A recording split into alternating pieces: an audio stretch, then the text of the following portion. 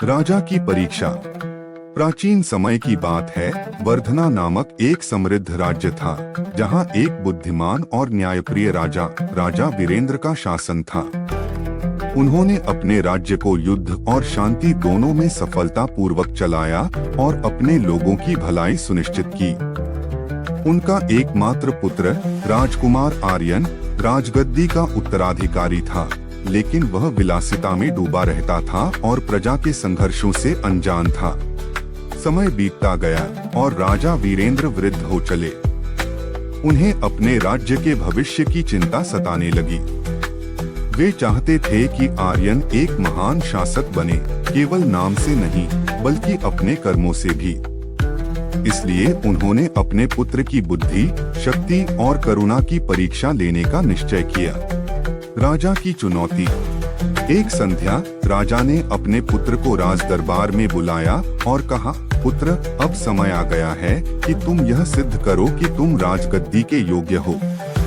तुम्हें महल छोड़कर 1 वर्ष तक आम जनता के बीच रहना होगा। तुम्हारे पास कोई सोना, कोई सैनिक और कोई शाही विशेषाधिकार नहीं होगा। तुम्हें अपनी बुद्धि और परिश्रम से जीवन यापन करना होगा और तभी लौटना जब तुम समझ सको कि एक सच्चा राजा क्या होता है। आर्यन यह सुनकर स्तब्ध रह गया। उसने कभी महल की दीवारों के बाहर बिना सेवकों के कदम नहीं रखा था, लेकिन वह जानता था कि उसके पिता का आदेश अंतिम होता है। इसलिए साधारण वस्त्र पहनकर और भोजन की एक छोटी पोटली लेकर वह अपनी यात्रा पर निकल पड़ा। जनता के बीच जीवन। शुरुआत में आर्यन को बहुत कठिनाई हुई। उसने कभी काम नहीं किया था और भोजन व आश्रय खोजना उसके लिए कठिन साबित हुआ। वह गांव-गांव भटकता रहा, भूखा प्यासा, विश्राम की जगह खोजते हुए।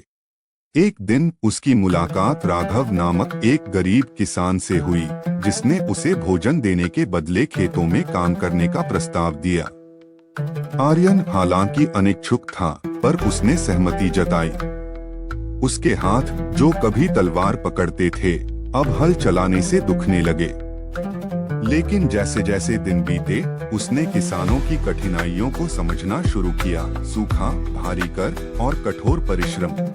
इसके बाद वह एक छोटे से नगर पहुंचा, जहां उसे एक लोहार की दुकान में काम मिला।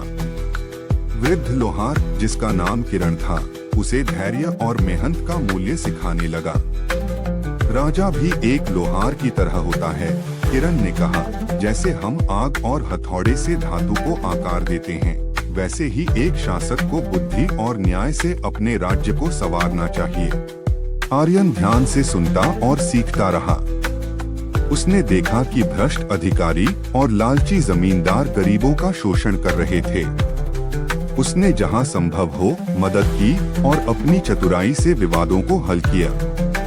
धीरे धीरे उसे यह एहसास हुआ कि एक राजा का कर्तव्य शक्ति का प्रदर्शन करना नहीं, बल्कि अपनी प्रजा की सेवा करना है। अंतिम सीख। एक दिन आर्यन ने कुछ डाकुओं को एक व्यापारी के काफिले पर हमला करते देखा। उसके पास कोई हथियार नहीं था, लेकिन अपनी बुद्धिमत्ता से उसने उन्हें धोखा देकर एक जाल में फंसाया, जहां गांव वालों ने मिलकर डाकुओं को पकड़ लिया। व्यापारी ने कृतज्ञता से आर्यन को सोना देने की पेशकश की, लेकिन उसने मना कर दिया। मैंने यह इनाम के लिए नहीं, बल्कि सही काम करने के लिए किया, उसने कहा। जब 1 वर्ष समाप्त हुआ, तो आर्यन महल लौटा।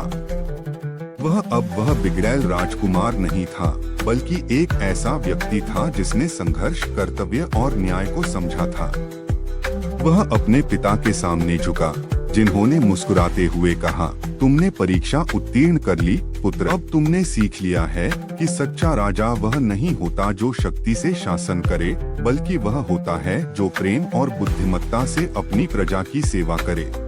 और इस प्रकार आर्यन सिंहासन पर बैठा और न्याय और करुणा के साथ शासन किया, जिससे वर्धना राज्य पीढ़ियों तक शांति और समृद्धि में फलता फूलता रहा।